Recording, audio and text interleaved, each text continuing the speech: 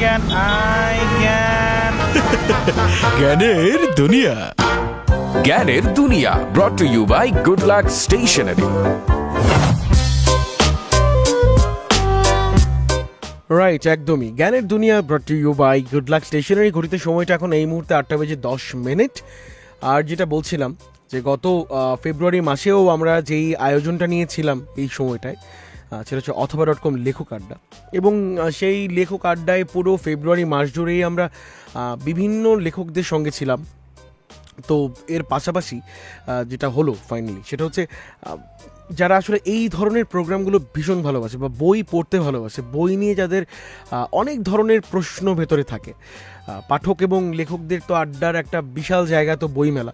তো এবারের অমর 21শে গ্রন্থমেলার পাশাপাশি অনলাইনে অথবা.com এর অনলাইন বইমেলা উৎসব সেটাও কিন্তু জমজমাট ছিল। এবং ফেব্রুয়ারি মাসের পর মার্চ মাসেও যারা কোনো কারণে বইমেলায় যেতে পারেনি কিংবা বইটা কালেক্ট করতে পারেনি তাদের জন্য অথবা.com এর চমৎকার একটা উদ্যোগ। বছরের 365 দিনই কিন্তু আপনার প্রিয় লেখকের বই আপনার কাছে পৌঁছে দিচ্ছে এবং সেক্ষেত্রে আপনি পাচ্ছেন 30% পর্যন্ত ছাড়। এছাড়াও আপনি অতিরিক্ত একটা প্রোমো কোড ব্যবহার করতে পারছেন অথবা বইমেলা, রাইট?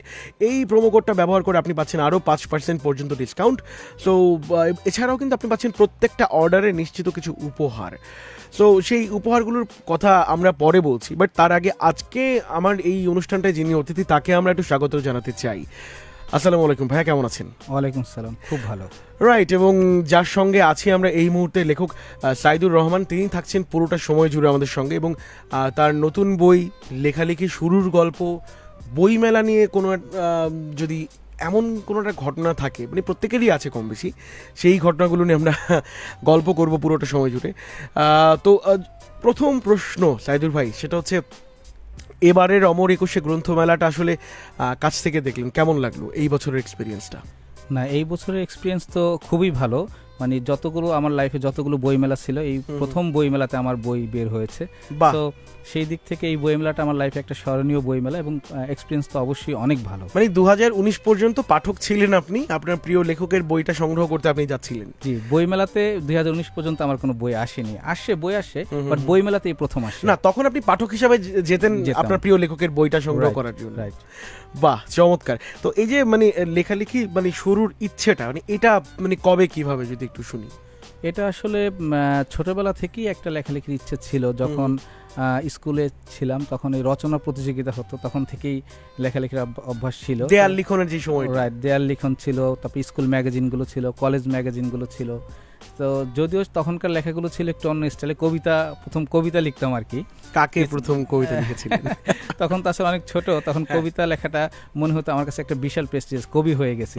তো ওরকম ভাবে হয়নি, যখন যেভাবে আসতো বেশিরভাগই দেশ নিয়েই লেখা হয়েছিল প্রথম দিকে কবিতাগুলো।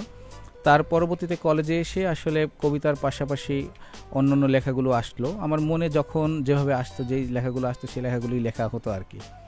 রাইট। তো আরেকটা প্রশ্ন রাখতে চাই এই মুহূর্তে, মানে দেখা যাচ্ছে যে এখন প্রতিনিয়ত যারা লিখছে, স্পেশালি 2020 সালে বসেই যদি প্রশ্নটা করা হয়, যেমন আপনি আপনার নিজের যে ব্যক্তিগত কাজের জায়গা, সেখানে আপনি প্রচণ্ড ব্যস্ত থাকছেন, ওই মানে এরিনাটার একটু যদি আমরা খোঁজ খবর নেই, ব্যক্তিগতভাবে আপনি কোন প্রফেশনে এই মুহূর্তে কাজ করছেন? এই মুহূর্তে আমি ই কমার্স বিজনেস কনসালটেন্ট হিসেবে কাজ করছি। পাশাপাশি Bangladesh e commerce association of Bangladesh ইক্যাবের ডিরেক্টর কমিউনিকেশন হিসেবে আছে আর কি। বাহ, তো এই যে মানে ব্যবসা বাণিজ্য এবং ব্যবসাটা এখন আলটিমেটলি ই কমার্সে চলে আসলো, এবং এটা নিয়েই আপনার যদি বলি প্রথম বই, মানে প্রথম সন্তান, সেই প্রথম বইটা আসলো এবার।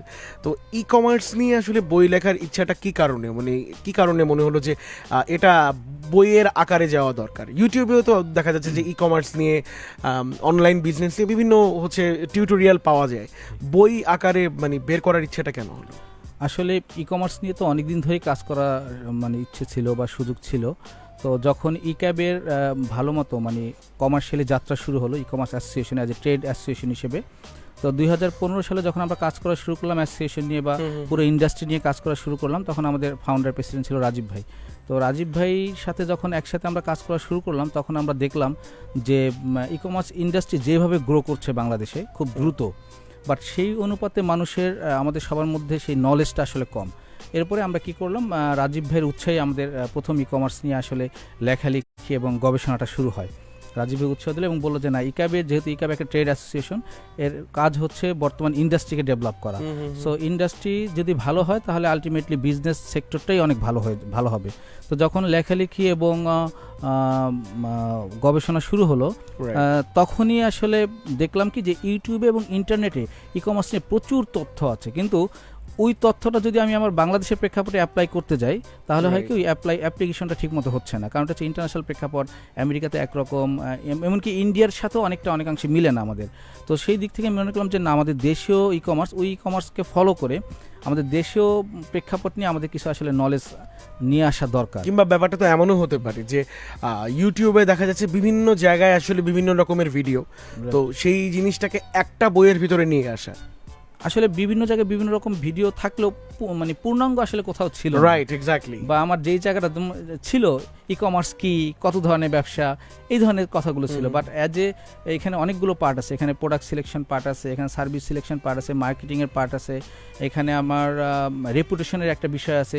তো সব বিষয়গুলো নিয়ে আসলে আমাদের নলেজটা ছিল না। সেটা আসলে আমাদেরও প্রবলেম না, আসলে ওইভাবে তো ইন্ডাস্ট্রিটা তো তখন অনেক আগে থেকে আমাদের তৈরি হয়নি, হঠাৎ করে ইন্ডাস্ট্রিটা বুম করছে। তো তখন আসলে মনে হলো যে যখন ই কমার্স অ্যাসোসিয়েশন গভর্নমেন্টের সহায়তায়, বাংলাদেশ গভর্নমেন্ট এবং ই কমার্স অ্যাসোসিয়েশন সহায়তায় ই ক্যাবের প্রথম ট্রেনিংটা চালু হলো 2015 শেষ থেকে 16 থেকে শুরু হলো, তখন একটা সিলেবাস প্রণয়নের কাজ শুরু হলো। রাজীব ভাইয়ের নেতৃত্বে একটা টিম, আমরা 2-3 জনের একটা টিম, আমরা একটা সিলেবাস, গভর্নমেন্টের প্রথম ই কমার্সের সিলেবাস প্রণয়ন করি। এবং তখনই আসলে মনে করলাম যে সিলেবাস যেহেতু হয়েছে, এটাকে একটু ভিন্ন আঙ্গিকে প্রাতিষ্ঠানিক রূপ নিয়ে কোনো বই বের করা যায় কিনা।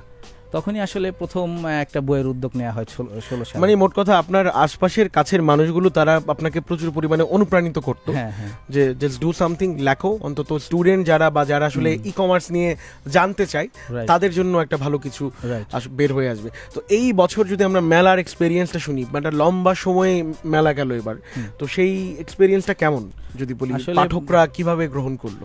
মানে খুবই ভালো এক্সপিরিয়েন্স। এরকম একটা এক্সপিরিয়েন্স যদি আমি বলি, মেলার শেষের দিকে আমি যখন গেলাম, তো আমার বইটা বের হয়েছে ইত্যাদি পাবলিকেশনস থেকে, fundamental of e commerce and digital marketing for e commerce. তো যখন আমি ওখানে মেলার এক পাশে দাঁড়িয়ে আছি, আমাকে জিজ্ঞেস করতেছে, ভাই, আমি স্টলের পাশে, প্যাভিলিয়নের পাশে দাঁড়ানো ইত্যাদি, আমাকে জিজ্ঞেস করছে, ভাই দেখেন তো এই বই 3টা আছে কিনা, মানে 3টা বইয়ের একসাথে একটা কাভার ছিল ফেসবুকে। আমাকে জিজ্ঞেস করতেছে যে ভাই দেখেন তো এই 3টা বই এখানে আছে কিনা। How was the feeling? এটা আসলে ভাব বলার, প্রকাশ করার মতো না। আমাকে জিজ্ঞেস করতেছে আমার বই আসে কিনা, আবার আমাকে জিজ্ঞেস করতেছে যে লেখক কি আশেপাশে আছে কিনা, বইটা নিয়ে তার অটোগ্রাফ যদি একটু নেওয়া যেত আর কি। মানে এখন পর্যন্ত যদি বলা হয় লাইফে অনেকগুলো বেস্ট মেমোরির মধ্যে এটা অবশ্যই নিঃসন্দেহে একদমই। তো যেই জিনিসটা এই মুহূর্তে বলতে চাই সেটা হচ্ছে, অনেকেই আসলে এখন বিভিন্ন জন বিভিন্ন রকম লিখছে, কেউ মোটিভেশন নিয়ে লিখছে, কিছু মানুষ উপন্যাস লিখছে, কবিতা লিখছে। তো মানে উপন্যাস বা কবিতা, এই জিনিসগুলো যেটা আপনি মানে কবিতাটা বলছিলেন যে শুরু থেকে লেখালেখি যখন শুরু, তখন থেকে ইচ্ছাটা ছিল যে কবি হওয়া, কবি বনে যাওয়া, তো শেষ পর্যন্ত কেন কবি বনে যাওয়া হলো না? আসলে ওটা তখনকার ছিল একটা মানে শখ ছিল আর কি। যেমন আমার কবিতা যখন স্কুল লাইফে ম্যাগাজিনগুলোতে লিখতাম, বা রচনা প্রতিযোগিতা বিভিন্ন বিষয় নিয়ে লিখতাম, পরবর্তীতে আবৃত্তি জগতেও আসা হয়েছিল। তো ওখান থেকে, ওই কবিতা থেকে আসলাম। পরবর্তীতে যখন পড়াশোনার লাইফে, ব্যস্ততার লাইফে, কর্মজীবনে চলে আসলাম আসলে, তখন আসলে ওইখান থেকে একটু সরে যেতে হয়েছে। বাট ওই লেখালেখির ওই ঝোঁকটা কিন্তু মাথায় রয়ে গিয়েছিল। তো বিজনেস থেকে যখন বিজনেসে চলে আসলাম, তখন থেকে চিন্তা করলাম যে ইন্ডাস্ট্রিটা যেহেতু এখন নতুন বাট খুব দ্রুত বেড়ে উঠছে, সেই ইন্ডাস্ট্রির জন্য আসলে কিছু করা উচিত। সেই আলোকেই এই ই কমার্স নিয়ে আসলে ওই জায়গা থেকে চলে এসে এই বিজনেস নিয়ে বইগুলো লেখা। বাংলাদেশে এখন যদি প্রশ্ন করাই হয়, মানে লেখক আড্ডার বাইরে যেটা প্রশ্ন করি, সেটা হচ্ছে ই কমার্সের কন্ডিশনটা এখন কেমন? এখন বাংলাদেশে ই কমার্সের কন্ডিশন খুবই ভালো এবং খুব দ্রুত মানে বর্ধনশীল একটা ইন্ডাস্ট্রি। আমাদের শুধু দরকার মানে নীতিমালার সূক্ষ্ম প্রয়োগ এবং আমাদের সচেতনতা, বাস, এর বাইরে আর কিছু না।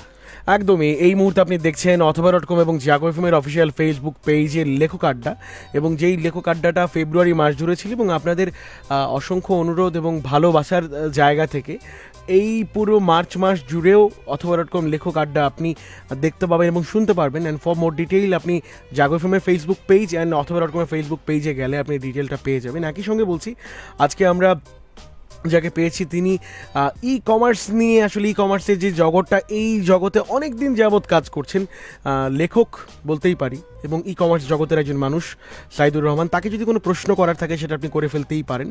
একই সঙ্গে যদি আপনি এই বইটা কালেক্ট করতে চান সেক্ষেত্রে আপনাকে যেটা বলছি, সিম্পল অথবা.com-এর ওয়েবসাইটে চলে যাবেন, সেখানে যাওয়ার পর আপনি বইটি পারচেস করতে পারছেন।